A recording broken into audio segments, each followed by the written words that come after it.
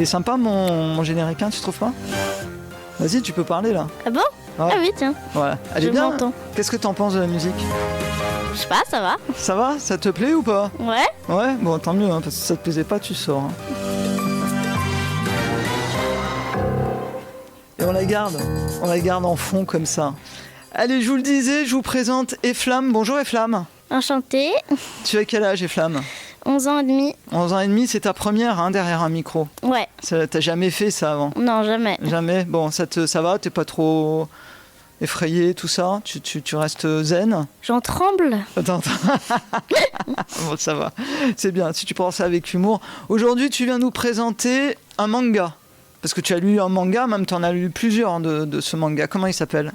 Diamond in the Roof. Diamond in the Roof. En plus, tu le dis mieux que moi, je trouve. Hein. Bravo, là, t'assures. Hein. Diamond in the Roof, ça veut dire diamant... Dans l'état pur.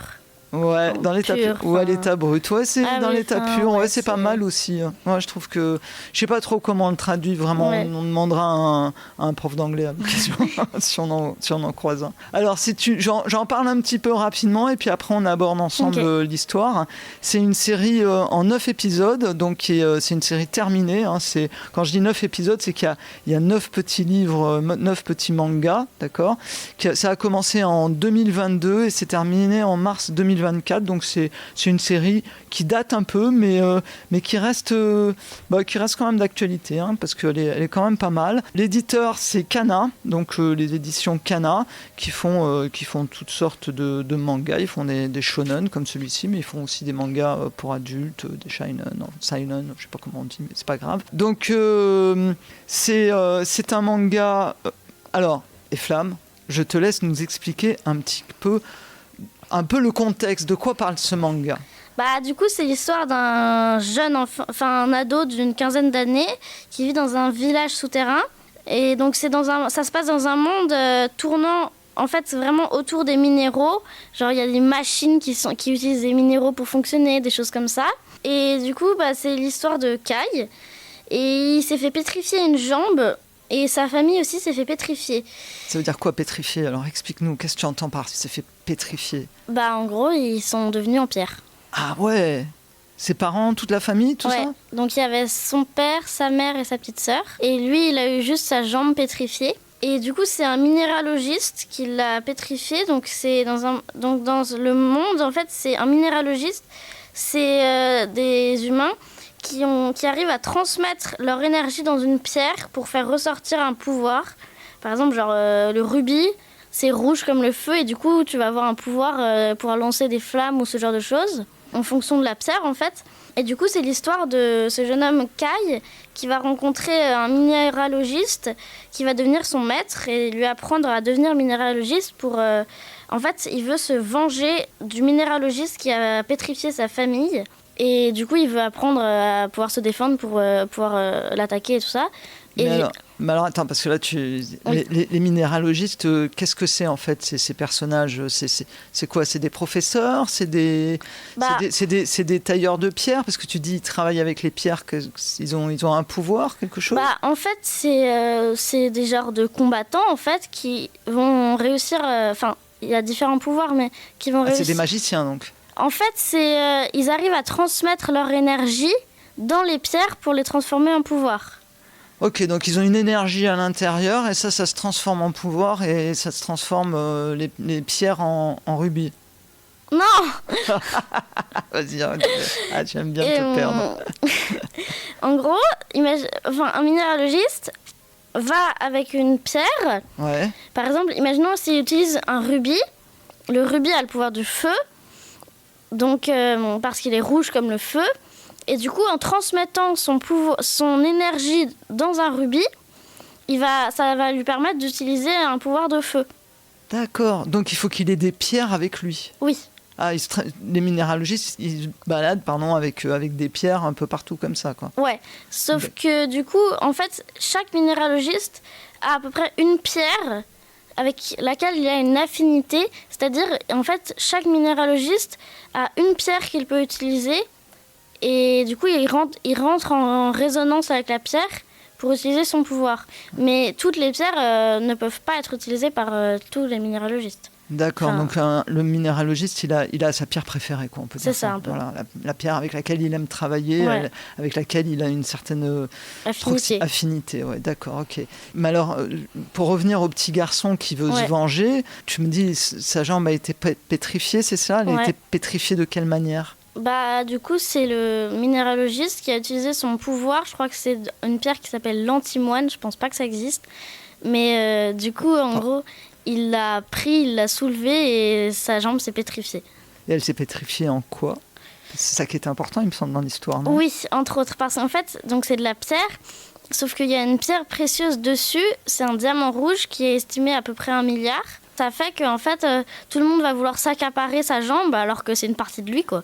Et du coup, il doit à la fois se libérer de tous ces gens qui essaient de l'emprisonner pour récupérer ses diamants et tout ça. C'est le diamant sur sa jambe. Oui. Mais en fait, il pourrait prendre les diamants sans lui couper la jambe, non? Peut-être. Je sais pas, c'est pas très clair dans le livre ça, mais en tout cas, il y a aussi le fait que le diamant lui apporte un pouvoir en fait, parce qu'il a une affinité avec les diamants et les diamants rouges, donc ce qu'il a sur la jambe c'est un diamant rouge, et ça lui permet en fait de transformer d'autres pierres en diamants rouges. Donc de transformer des choses en diamants rouges et après, au bout d'un moment, elles se mettent à se transformer en sable.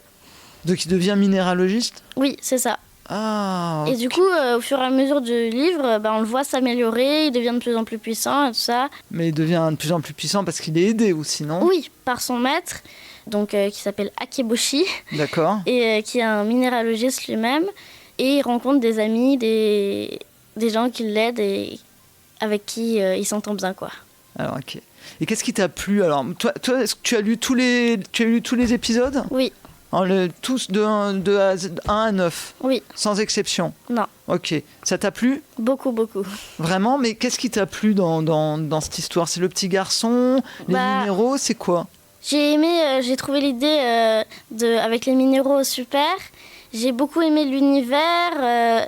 J'ai toujours adoré les choses où il se passait des combats, des choses comme ça. Du coup, ça me plaît aussi parce qu'il y a quand même pas mal de combats. Après, j'ai beaucoup aimé, il y a des personnages que je trouve intéressants avec leur caractère, leurs idées, tout ça. Quel personnage en particulier?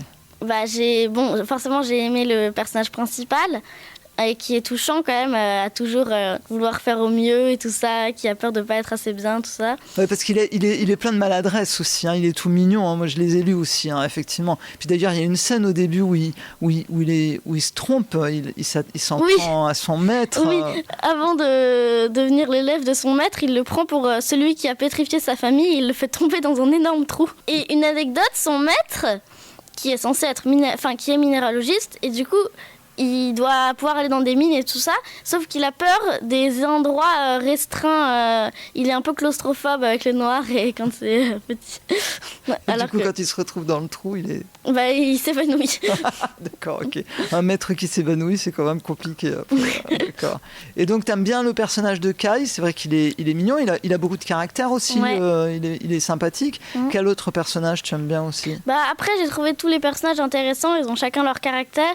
Il y a Ko qui est jalouse de Kai parce que donc le maître de Kai, Akeboshi, il y a longtemps n'a pas voulu la prendre comme élève, et là il a bien voulu prendre Kai. Il y a donc elle est vraiment jalouse, quoi. Oui, mais après ils deviennent très amis. Et un exemple par rapport aux pierres, donc Ko par exemple, elle utilise l'œil du tigre. C'est la pierre avec laquelle elle a l'affinité, et du coup ça lui permet d'invoquer un tigre de pierre. Ah, elle fait apparaître un tigre, tout à fait. Qui fait 3 fois la taille d'un tigre réel. Et tout ça, ça t'a plu? Ouais. Vraiment, tu le conseilles? Alors, est-ce que c'est pas un peu trop... Est-ce que c'est pas un peu triste quand même, des fois? J'ai pas trop vu ça. Dans le sens où, en soi, c'est une histoire qui est triste, mais à la fois, il y a plein de petits moments de joie et de choses comme ça. Et il y a un truc que j'ai beaucoup aimé, qu'il faut regarder, c'est entre la couverture qui s'attache, le genre de truc qu'ils mettent toujours sur les mangas, et le livre en lui-même. Il y a une petite présentation d'un personnage avec ce qu'il aime manger, ce qu'il aime faire, tout ça.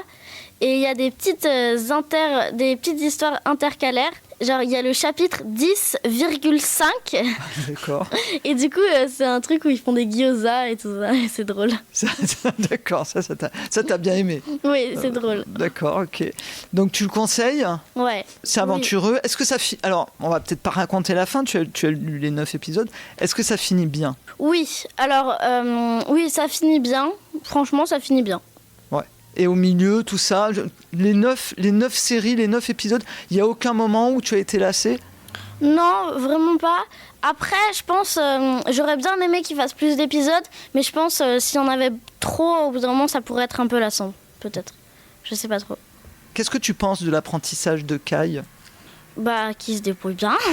Ça donne envie? Ouais. Ah, d'accord, ok, c'est bien.